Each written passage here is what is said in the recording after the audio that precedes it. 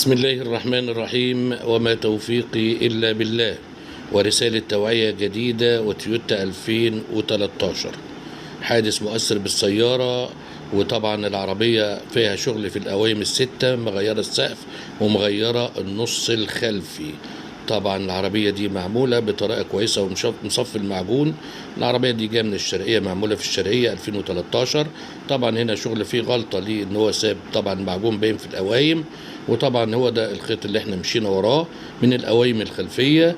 وطبعا لقينا العربية فيها شغل في قطعية خلفية وفي تغيير للسقف، يعني العربية 3 أجزاء. هيبقى طبعا في مشاكل في التراخيص والمرور، زي ما احنا عارفين ان العربية لما بتكون 3 أجزاء بتبقى في مشكلة في التراخيص بتاعتها.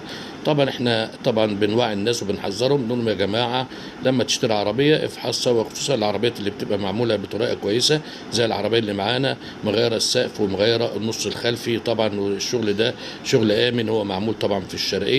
وطبعا العربية كانت بتتباع برقم كبير جدا، واللي هيلبس في العربية طبعا مش هيعرف يرخصها لأنها فيها مشكلة في التراخيص، لأنها 3 أجزاء. نص خلفي متغير مش بتاع العربية.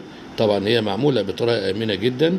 طبعا ده الخط اللي احنا ماشيين وراه زي ما احنا شايفين كده مع بعض، بالإضافة إلى إن السقف أيضا متغير، والعربية طبعا مغيرة التابلو، الإرباك طبعا بتاعها فتح، وطبعا هو لغى الإرباك وغير التابلو بتاع العربية. العربية رشة كلها من الخارج زي ما احنا شايفين كده مع بعض، قطعية خلفية وتغيير السقف. عربية تويوتا 2013. كان معكم عبد الوهاب الخطيب من مركز الخطيب لفحص السيارات بمدينة نصر. ليس لنا فروع أخرى أو أرقام أخرى أو أسماء أخرى.